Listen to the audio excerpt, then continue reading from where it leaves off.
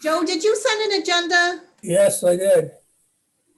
All right, I'll make a motion because I read them. I'm good with them. Yeah, All right. I'll Want a second. second? Second. Hold Okay. on. All in favor? Aye. Any abstentions? Good. All right. All right. I have a few Wait a minute, I comments. don't see an agenda. Well, it was sent out on Yesterday at Sunday. 2:32 p.m. Oh, no, excuse me. It was 3:14. I don't have anything for 314. No, let's see. Well, Can't find it. after the meeting, I'll send you another copy. Well, if someone could forward it to me then, because I type right in, I follow the agenda. Okay. I can do that. Who can do that? I can do it. All right. Okay, under my comments, I mentioned Dim's efforts to get the trails down to a point where they would be good for hikers and good for the people on skis. And we had a little conversation before we started. And Tim mentioned that there were just tons of people that were out there using the trails because of this information. And this is the kind of thing that kind of is going to make us a four-season type of park. And I think that's one of the things that we've been maybe missing is when it came to this time of the year, it was only the ones that were really courageous and little snow that were able to get out there and see what things were like.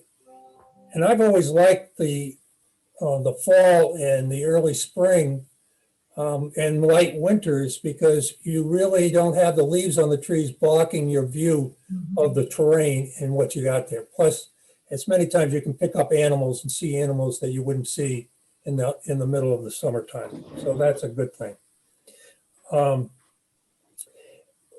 The playground at Route 79, I think there's going to be money left over from when I had memory bench for Florence and for me. And with that money, I'd like to use some of it to have some butterfly bushes or some of the other things put in there. And I want to work closely with Jason as to where we're going to put the benches and where it would be good to put several of these kinds of plants. But I think that we have my wife loved the blue butterflies. We had bushes here for them. And anything we can do to help their cause, I think is a good thing. So I'd like to see that happen and take place. So I love that idea. And I'd love to, have a hand in helping that process as far as selection and making sure that, whatever, if we can get some succession, it's probably not going to be a huge area, but get some natives in there would be lovely. That sounds great. Thank you. Okay, let's get started here. Rich isn't here, but I got from him his report for January and February for the monitoring of the Cone Pond Trail. And I was a little nervous about it because of all the snow. I was afraid that we would probably get back reports that people weren't able to get through, but that apparently is not an issue. And the trails were well taken care of during those 2 months. So thank you to Lori and to her husband, and especially for your help in that, because it really makes a difference. We don't want to get in trouble with the Connecticut State Health Department in terms of that trail being kept open. Can I add something? I don't know if anybody saw the report. My son just went around the pond, I don't know, an hour and a half ago or something like that. There's a good size limb down by the covered by the wooden bridge. And it'll need cutting. It's too big to hand move. Okay.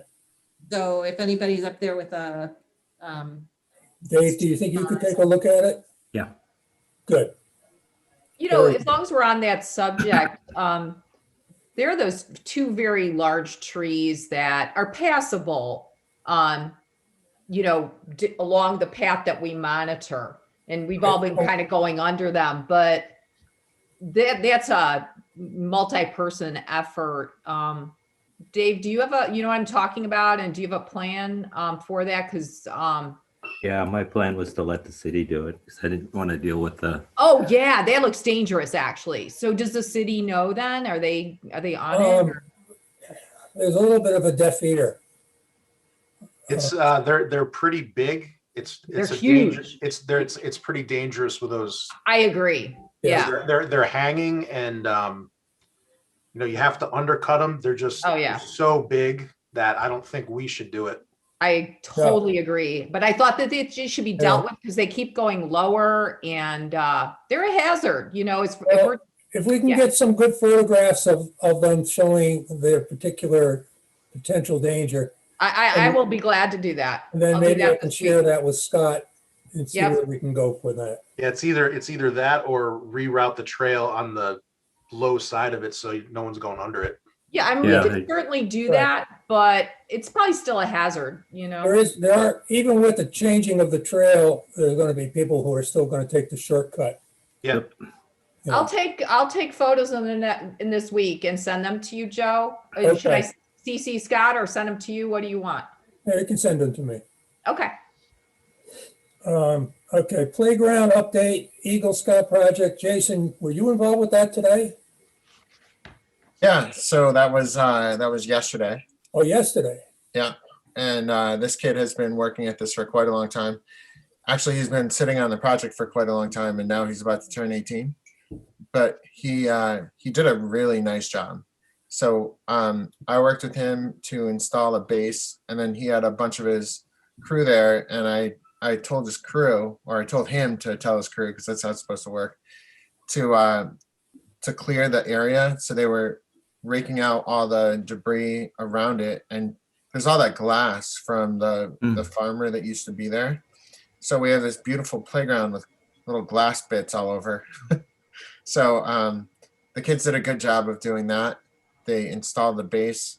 Right now there's a tarp over it because it's not complete. They have to put in some diagonal supports to make it more stable. And then they're gonna have a library. He's making a cabinet, which is gonna have like a plexi front so that the kids can put books in there. Nice. Kid height. It's gonna be kids' books. It's next to the sandbox, and I just think it's terrific. He's gonna do a book drive as part of his Eagle Scout thing. So they supply the books, they supply the work, the labor, everything else. I did have some money earmarked from the playground funds a long time ago to help him out, so we're gonna get that to him from the town. Oh, good. Yeah. Anyways, he's got 3 weeks to get this done, so I'm pretty sure he's gonna get it done. Okay. And that means that I think it's gonna be a really nice addition. I was also trying to encourage some of those other kids who were there helping that it would be awesome to have a mud kitchen out there as another associated project, and more picnic benches out that way. So Okay. they all seem to love it there. It's looking great. So is the container for the library, is that gonna be like an oversized mailbox? Yeah, kind of. Okay. Very It'll good. be like more like a cabinet where you can see in on both sides. Oh, good, good. I've drove in a couple of times in this last 2, 3 days. And the interesting thing is, I think I've seen 2 or 3 cars up near the playground, but I've seen most of the action up by the sandbox in that little playhouse thing there. So I think, that was a smart move putting that in there as well, because it kind of spreads them all out through the entire area, and it gives the parents an opportunity. So we're going to have to think in terms of spots for parents to place themselves too up there. It's totally magic up there. Everybody who goes, with their kids loves it, brings back more people. I'm really pleased with how it's all worked out at that playground. Yeah, no, that was a great project. Yeah, it's getting a lot of use. It's fantastic. But So what we about- have an actual sandbox. So is that being maintained by the town, cleaned out? Uh, Cats love sandboxes. Yeah, I've been playing in there with the cats all the time. He brings his own scooper. There you go. So far has not been a concern. We talked about that in the beginning, and apparently the best thing you can do is leave open. Okay. There's a mesh tarp they gave us to put over it, but that kind of just stopped people from using it. So unless yeah. we have a day when we need to, we could potentially put it over. But Okay. we could also use it for shade and just string it up between trees. I'm really not too worried about the animals until we start seeing it's a problem. Okay. Yeah. Good. We're gonna wait a little bit on updates for the parking lot benches and the pump track until hopefully Scott will be able to join us. I would say that if we could just touch on the pump track, the freeze thaw cycle is probably going to be done by Sunday. So after Sunday, we're probably okay to open it. Yeah, and, the whole premise here was to get a donation from Charlie Island to take all those trees down that are dead during the winter months, and that hasn't happened at this point. And when I look up and I see about half a dozen trees that are inside that fence where people are riding their bikes, it doesn't make me comfortable. And so I'm not sure just how much pressure we as a committee need to place on this. Are we going to say that maybe it can't be opened until the trees are cut? And if we say that, we could be waiting for days, weeks, or months. Or do we just say that we recognize a problem here and we hope you guys move on it as quickly as you can? Has Charlie not responded, or? Well, that's why we're waiting for Scott to help us. I'm good friends with Charlie. I can reach out to him myself. Well, if you can get a word in there on the urgency of it, I think that would be a big help to him. Okay. All right, thank you. The benches, the two benches, the one for Jason's dad and my wife, are in the town garage, and they're just waiting for spring to bring them out. So they will be placed shortly, I would guess. I would say before the end of the month of March would be my best guess, but I can't be sure on that. The parking lot, I'll run a couple of things before you here. I noticed that there was only one of the porta potties there today. And I don't know if that's been for most of the winter months or not, but I think I've seen both of them there in the past, and I was a little surprised to see only one today. My thinking is that if we're going to make that parking lot a little wider, two things may have to happen. One, the two picnic tables that were made as an Eagle Scout project, we may need to find another place in that area so that we can stretch parking into that area. The other thing might be to move the porta potties, when there's two of them, up closer to the playground, because I'm thinking that if kids have to run to go to the bathroom and it's where traffic is, that's not a good sign. So I'm thinking that it needs to be moved closer to them.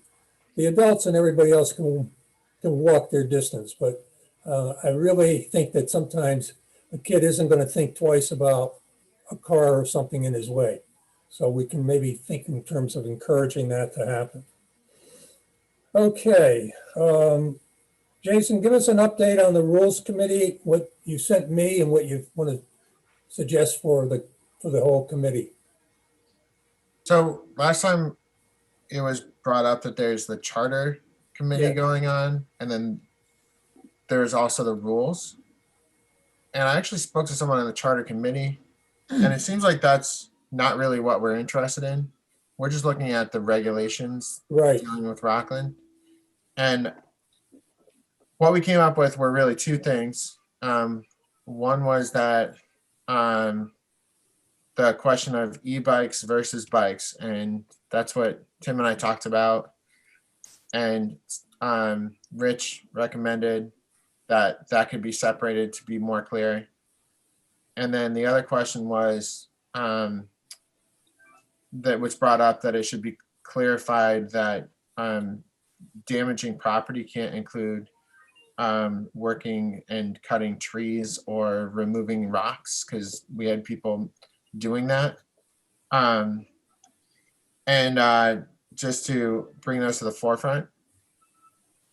So I think that really what we're looking at here is, do we want to pursue having those rules clarified in any way? And really it's just separating and making that distinction about the trees and the rocks.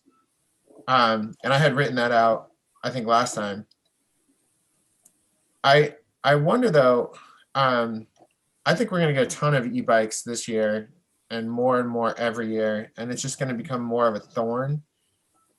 I don't know if we want to make a rule if we're not going to really police it. I think more rules have become more of a pain if we don't have follow through. And I haven't seen a real push to change anything. So I just think unless we have enforcement behind it, I think these rules are going to be tough to work with. I do personally, I think between the two of them, the one about the modifying and cutting trees like they were doing last year, I think that's the bigger issue personally.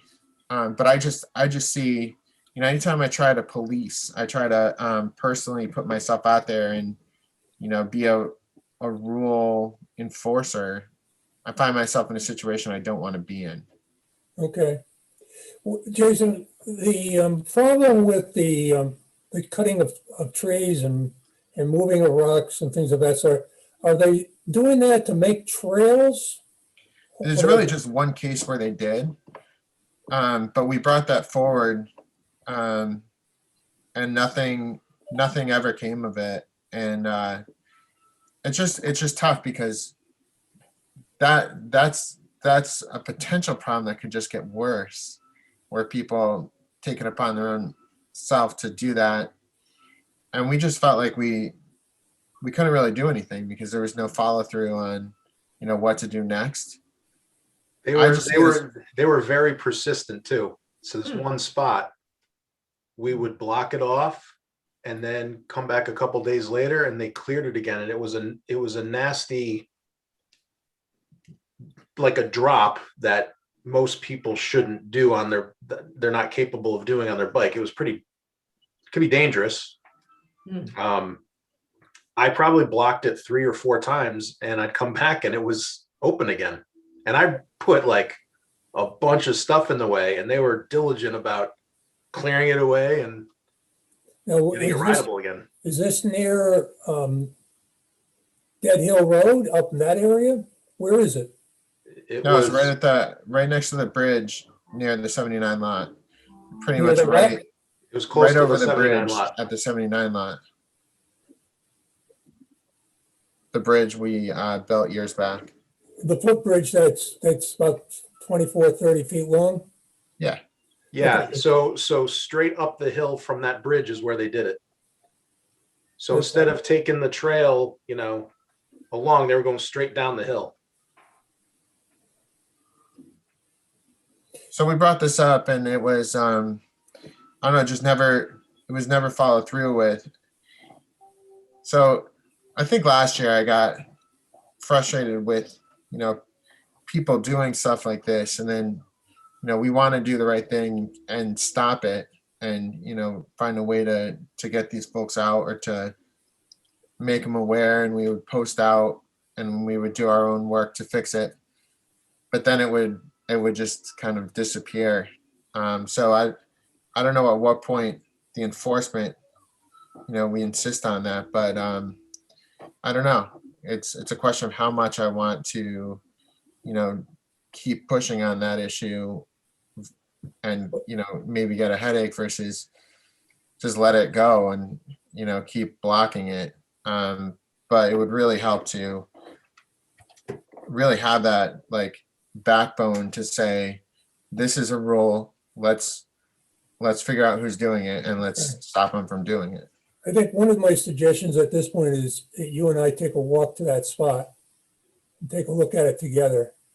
I actually think it's last time we blocked it has stuck somehow. But who knows what's going to happen with that. Well, I'm willing to go take a look at it and also have some pictures taken of it in the before and the after, and then take it to downtown and see what are we going to do. I can throw a trail camera up there too. That is a brilliant idea. I think that's a very good idea. Yeah. Maybe we can then identify who is in local that finds that they need to do this. Last time that we talked about this, we mentioned that we were going to tie illegal trails to vandalism. Did we Yeah, that's ever what we do were that? talking about. That's what it is. Okay. Because I think that's something we need to draw a pretty clear line on. But I agree with you, Jason. I don't think we should be the ones that are enforcing it. No, we're not cops, and we don't want to be. And it could put us into situations we don't want to be in. Right. I don't know.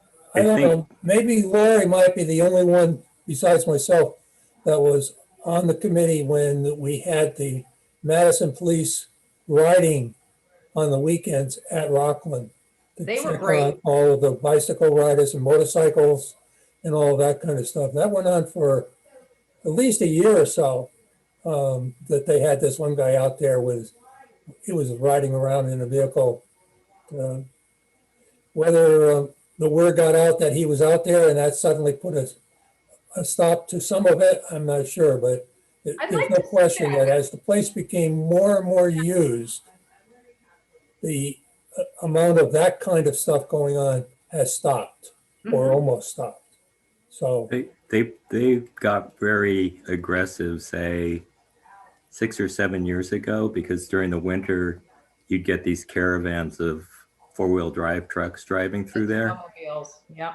And one day I was just sitting in my family room looking out, and there was a police escort with about 6 or 7 four-wheel drives being escorted out down the hill.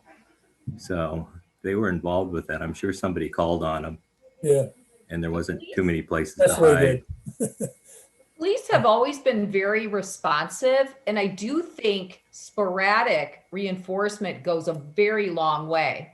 And I think that if we can post the rules clearly about things like e-bikes and that altering trails is vandalism, and maybe it's a conversation up front with the Madison police to understand, are they on board with this? Because, there were a number of times where I called back when we had all the ATV snowmobile problems and so forth.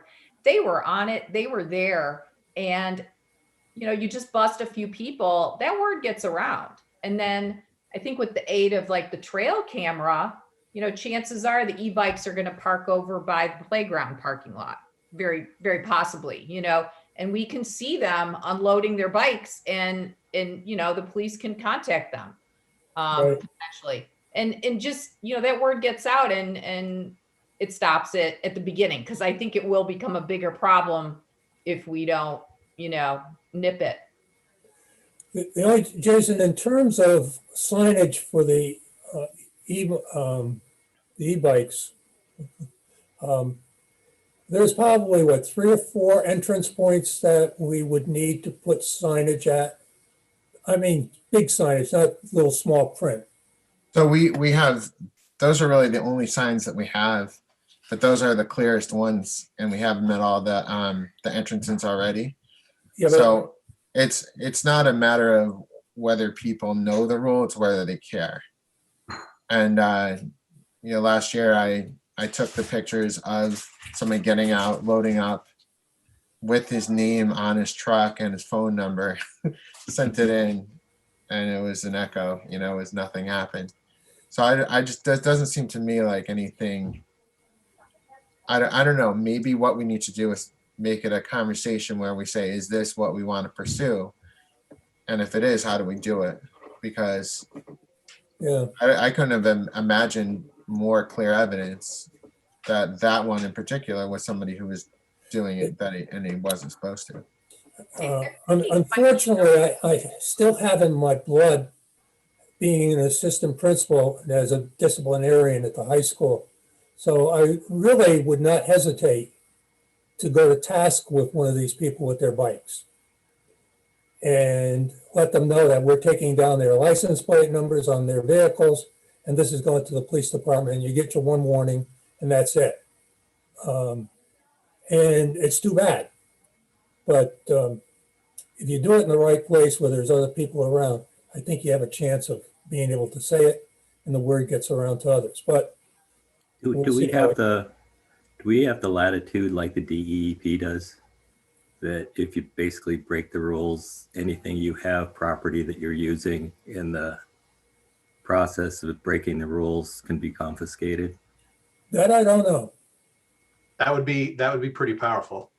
That would be very powerful. These That's bikes basically are $5,000 or more. because That could be posted, if fine could include confiscation of the offending. that's usually what keeps people from Oh, illegal hunting and fishing and stuff in Yeah. a lot of states is they know that Yep.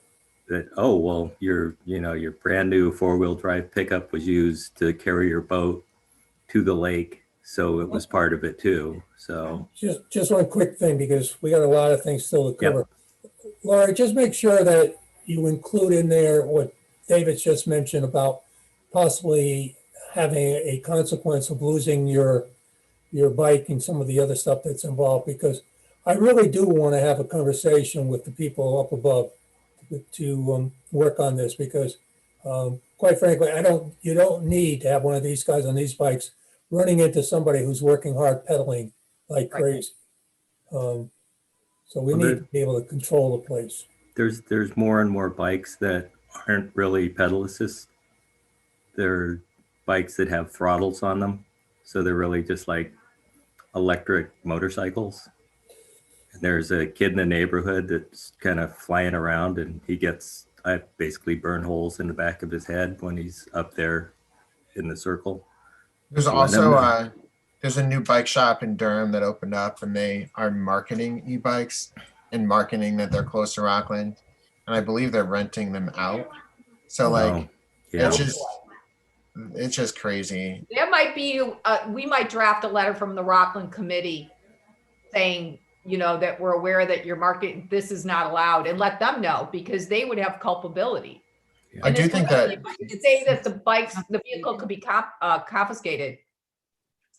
if we don't do Yeah. something soon, I just think that there's going to be this, the dam breaking, and that's why I think it's important to straighten it out and then have follow through. And Mhm. essentially, that is exactly where I was when I wanted to start this rules discussion, because I honestly think most of the rules are pretty clear. Yeah. I just don't think anything's happening when we have an offense. And maybe it's because I'm not calling the police. Maybe that is the right thing to do. I But think so. They were happy to come, and I'm not really sure how to do it. I Yeah. don't feel comfortable confronting, hepped up teenage boys who are on their e-bikes or whatever. I really don't want to have that conversation. I don't feel safe really, but calling the police and having the police greet them, they're happy to come out. My experience is they come very quickly. So I think that's good. I think the police department needs to see something on paper that they can use as why they are dealing with this person on this issue. And then, until we have that on paper, I think they're going to be a little reluctant to be there. Yep. I also think if we get the buy-in of the police department, we could also let people know, other people who are riding the trails, that if they see good idea. bikes, that they can also call the police as well. That's a good point. Have, all those fantastic trail map, kiosks that you have. Red sign. if you see e-bikes, please report to police. Yep. They can be confiscated or whatever. That's gonna get attention. Yeah. Mhm. Yeah. So Yeah, does this confiscation have to go to the Board of Selectmen or something? I mean, that's a major, Well, we Probably. would, yeah, we would need to go through the Beach and Rec Commission first. But that's not impossible. Even if it doesn't involve confiscation, maybe we don't get that, still call police because it's a violation, whatever that is, that's powerful. I think we should try to go for the confiscation though. Absolutely. Yeah, That's like about the biggest deterrent you can get. People Only don't gonna care take about them- people don't care about getting arrested, but if you take their stuff, Yeah, it's like, I'll pay $100 if they catch me, but right. yeah. well, guys, I know you like this topic, but we got to move on. All right. All right, we have spring cleanup days with volunteers. Tim, what did you have in mind here? I haven't run one yet, but I don't mind taking the reins on doing that. I just need some help on how to recruit. And I think Jason's done that a few times, right? Yes. Yeah, I would be glad to help you. Is there a date set for that? I didn't set a date, but I don't mind doing that. And I don't mind organizing. I know you got a lot on your plate and you've done it a lot, so I don't mind doing that. If Okay. you just give me some guidance. is the Yeah, let's town have a doing- separate chat. And Okay. we'll just come up with a plan. Okay. Is the town doing green up? Cleanup day is usually what Saturday? We don't need to do it on the same date, but it gives us a place to kind of figure around. It's usually on Earth Day weekend, and they usually have some dumpsters set up and have all like trash bags and gloves and stuff. So it Right. does make it easier if we work with what they have. I think It it's looks like dovetail Earth on Day that. is Thursday, April 22nd. So maybe that following weekend. Good. What was the date of that? April 22nd is Earth Day. So I if don't we know. do it the 24th, maybe that Saturday. That would be perfect. Good. But we should also check and see if the town, maybe Tim, your first step is you could reach out to the town and see if they are going to have something. Should I reach out to Scott or someone else? Scott's the one that's organized, it has in the past. Okay. I got it. Good. The snow grooming for next winter, and any comments about this year? Yeah, I know I mentioned the snow dog groomer for the single track trails. No. I was never into that idea. I love the idea of doing the big fire roads. If we do the single tracks, you see what happens at the end of the melt when those become they like keep riding it into the mud. But when on the big fire roads with the stone base, that doesn't cause any trouble. So I'd much rather have it just like you did it this year. Tim, about how many miles do you think you had this year that you groomed? I had a total of 7 at one point. Okay. So if somebody was skiing, it would take them an hour and a half to do the entire 7 miles? Easy, yeah. Okay. And the hikers, they would be able to just walk like they usually do, but now they would have firm snow underneath them. Yep. Okay. The one time I went down after you had done your job, I went down to the bottom of the hill there, and I noticed that there were very few tracks going towards what would have been the Cone Pond Trail, which was not done, and it showed the snow being quite deep through that area. Mhm. But the rest of the walk around the other way was really not really a struggle.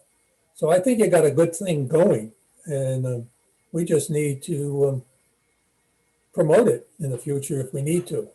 But it sounds like this year the promotion was done by word of mouth.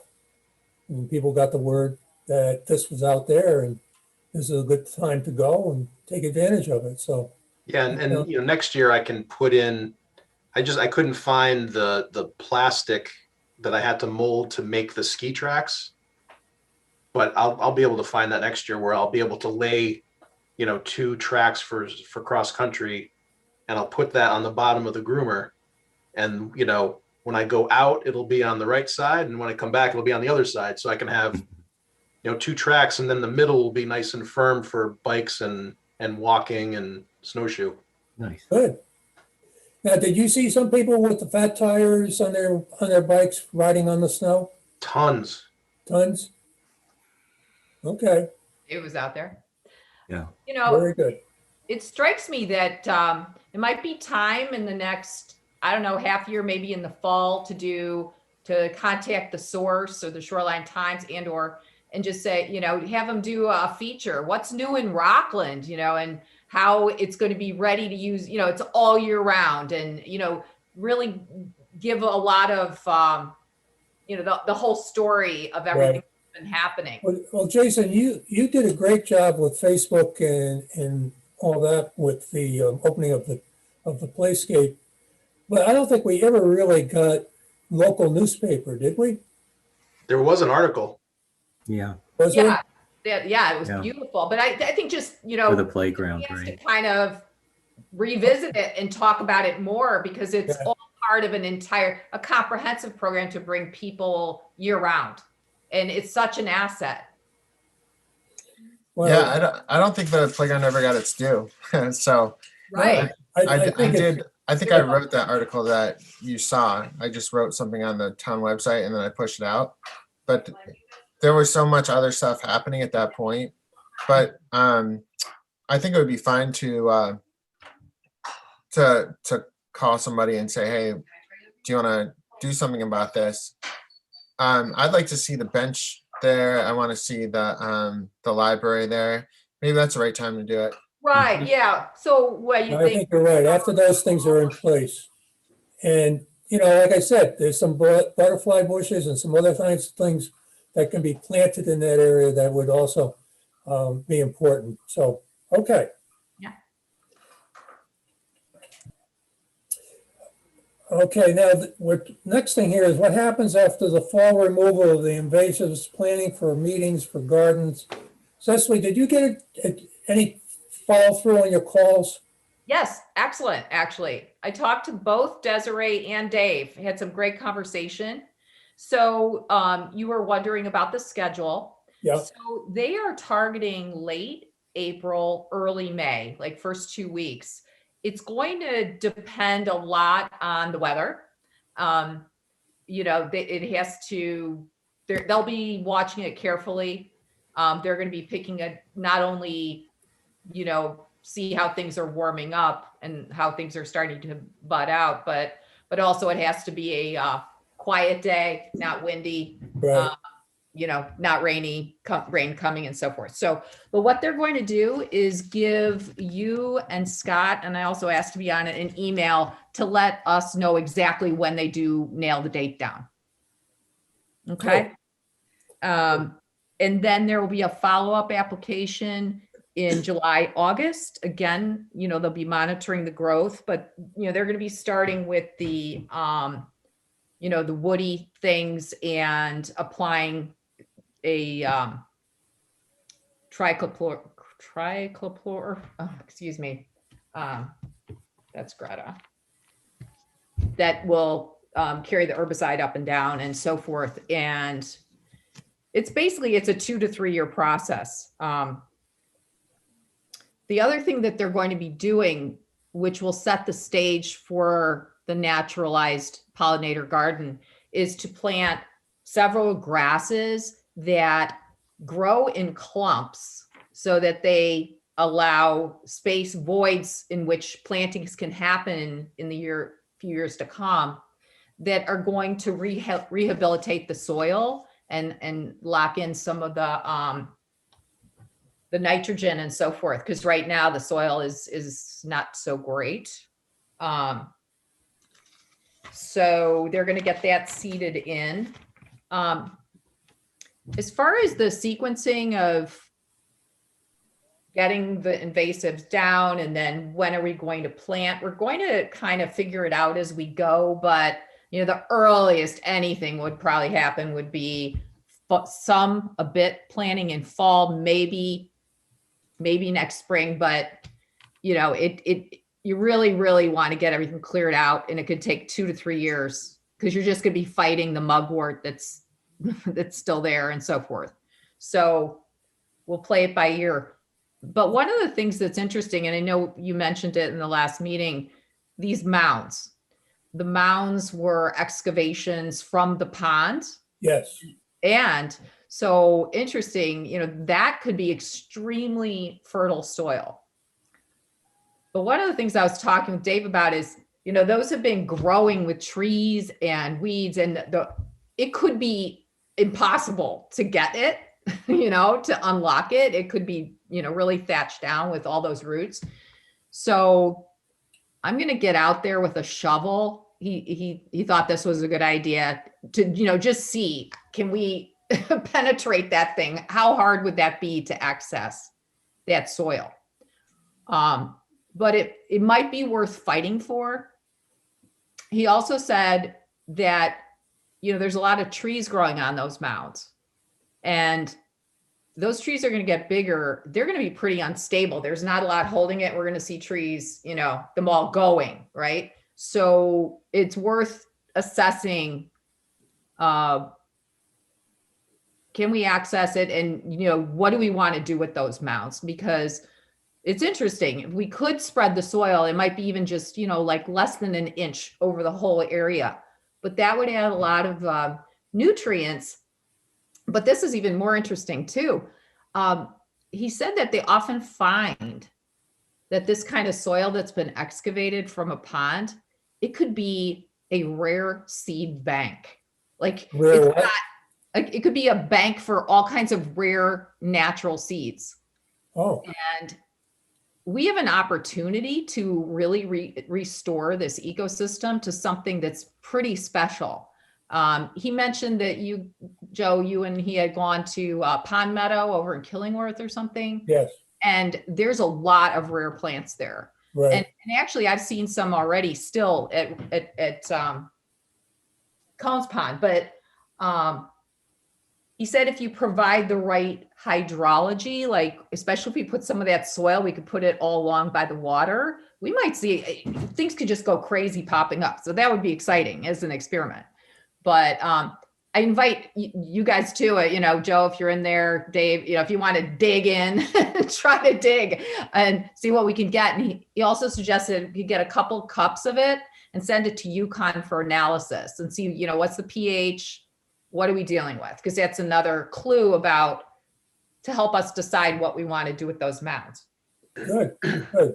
Well, there are big mounds there, but there's also, with some trees that are growing out of them, but there's also some mounds that are really going to need to be leveled because they're right along that trail, right along the path.